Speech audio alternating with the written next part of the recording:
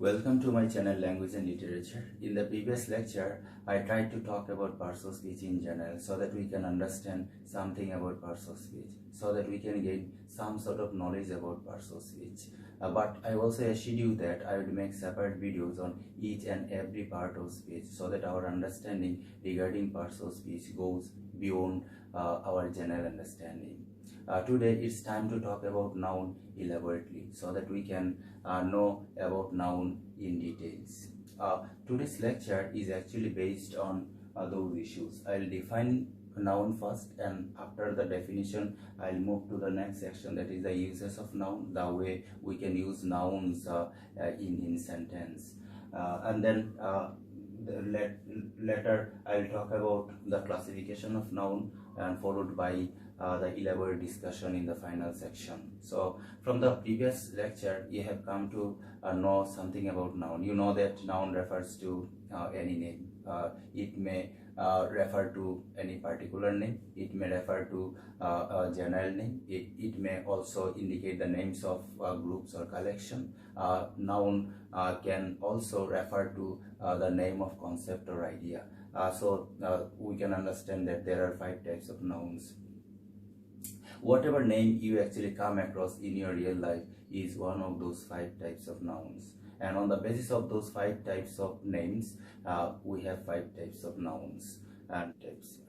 We'll come to talk about this section later elaborately. Before we go to this section, we want to talk about the uses of noun. A noun can be used as a subject in a sentence. Noun can be used as an object in a sentence. Noun can also be used as a complement or objective complement, and noun can also be used as a position.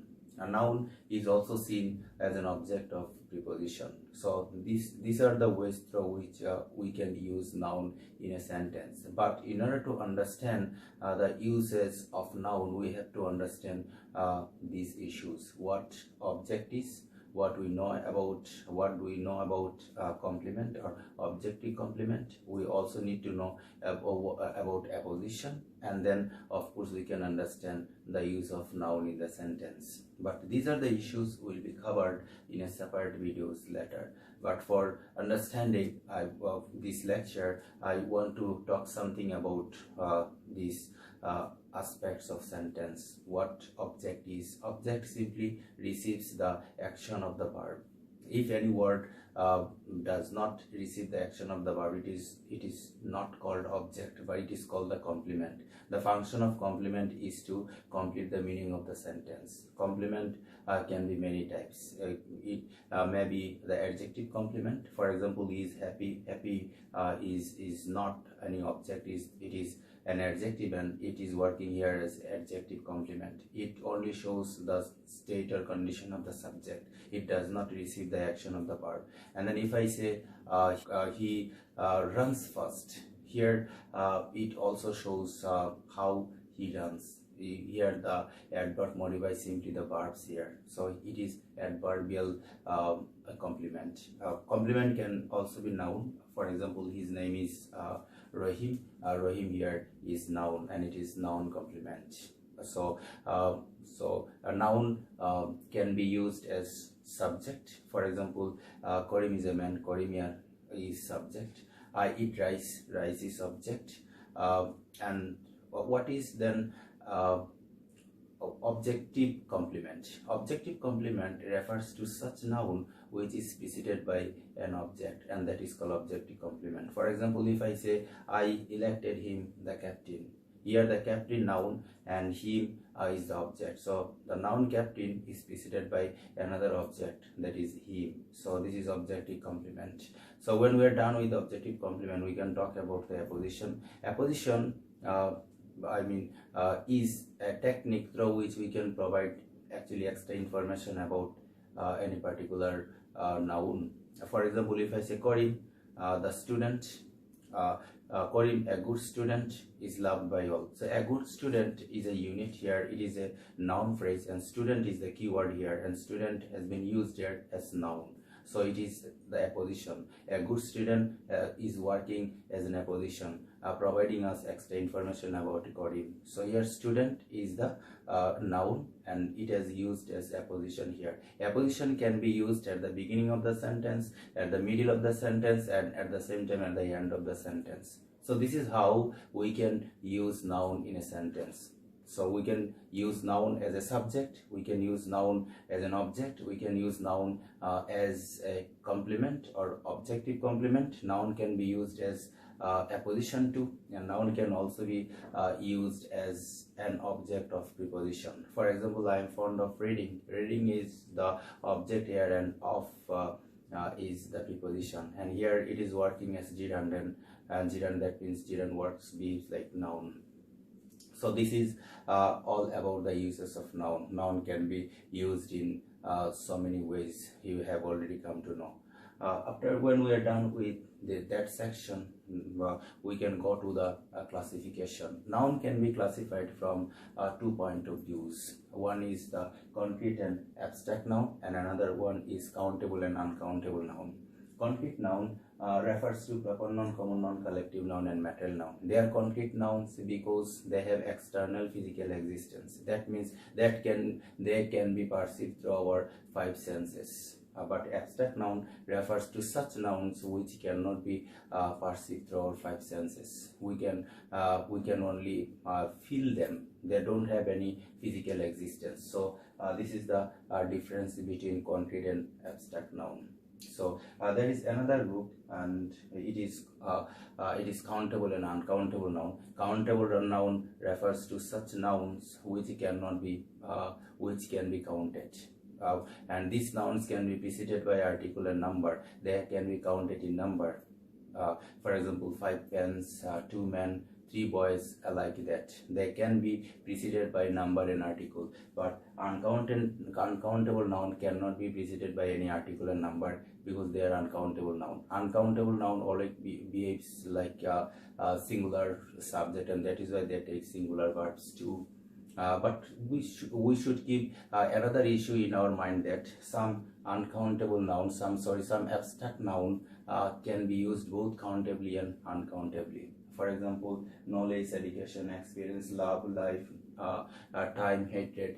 These are the uncountable nouns, and there are some other uncountable nouns that can be used countably. For example, if I say I need an education to change my life. So here education has been preceded by an article, and by the uses of then article we have made it counted, and it has become countable noun. So abstract nouns sometimes can be used countably, but material noun can never be used countably. Material noun refers to such substances which can only be measured. We cannot count them. For example, when we go to market, we say give me a liter of water, or give me a liter of oil or milk. We don't say give me a water, or give me a water, or give me a oil. We say give me a kilogram of sugar, give me a kilogram of salt, give me a kilogram of rice, or a kilogram of meat. We don't say give me a meat, give me a sugar. If we say these things to the shopkeeper, you can understand the reaction of the shopkeeper towards you. So this is about uncountable noun. Uncountable noun specially refers to material noun, but there are material noun and abstract noun. But we also should keep one thing in mind, that sometimes abstract noun can be used countably. This is the group of uncountable noun. And countable noun includes proper noun, common noun, and collective noun. Though some people say proper noun is uncountable noun because proper noun is not preceded by any article or number, that is why proper noun is uncountable noun. But there are some other scholars who say that proper noun exclusively refers to any individual person, thing, and that is why it can be counted. That is why proper noun is countable noun. In general, we also think so. So proper noun specially refers to any particular person, place, or event, or anything. any particular name is a proper noun. For example, when we say Sakib Al Hasan, everybody will look at Sakib Al Hasan instead of thinking of other players. So Sakib Al Hasan is a proper noun because it is a definite and particular name. If I say Dhaka, everybody will look at Dhaka rather than looking at other cities because Dhaka is a specific name. If I say Bangladesh, everybody will look at Bangladesh rather than thinking about other country. If I say Earth, everybody will think about our planet. It is our planet where we live, and the name of our planet is Earth. It is a definite name rather than thinking about other planets like Jupiter, Uranus, Neptune, or Pluto, Mercury, or Saturn, or any other planet. Earth is a specific planet, and that is why it is a proper noun. But we also should take other issues about proper noun into our consideration. The issues are that proper noun always become a capital letter. That means initial letter of proper noun should be capital. Wherever you write or wherever you use proper noun in your writing, initial letter of proper noun should be capital, and proper noun always take singular verb. So these are the issues we should take into our consideration while thinking about a proper noun. So what is proper noun? Proper noun refers to any definite name. Proper noun always takes capital letter. That means initial letter of proper noun should be capital. Proper noun always takes singular singular verb. So when we are done with proper noun, we can go to common noun. While proper noun refers to any specific name, common noun indicates general name. For example, if I say player, I don't mean Sakib Al Hasan or any other player, Virat Kohli or Rohit Sharma. I am actually mentioning player in general. It may refer to any player, so it is a general name, not any particular name. And city, I don't mean any particular city like Dhaka, Kolkata, or Washington, or any other particular city. So I only exclusively city, I mean the city in general. I don't mean any particular city like Dhaka, Kolkata, or any other particular city. So when I say country, I don't actually directly refer to any particular country like Bangladesh, India, or America, or German.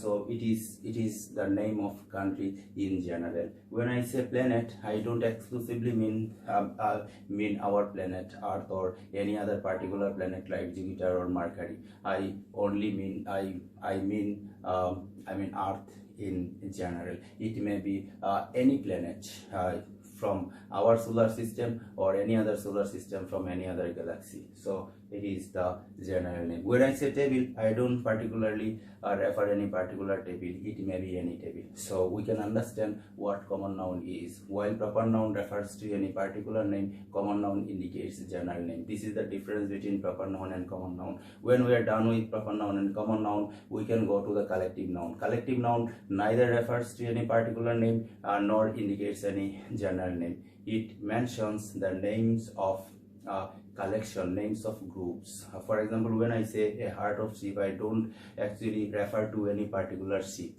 or I don't indicate all the sheep of the earth. I only mean a group of sheep which are grazing on the ground. When I say a flock of bird, I don't actually want to mean any particular bird, or I don't want to refer all the birds of the earth, but I only mean that a group of birds which are flying high in the sky. So this is collective noun. When I say crowd, I don't mean all the people or any particular people. I mean a group of people who are over there. This is the collective noun. So collective noun refers to the names of collections, names of groups. This is collective nouns. So proper noun, common noun, and collective noun belong to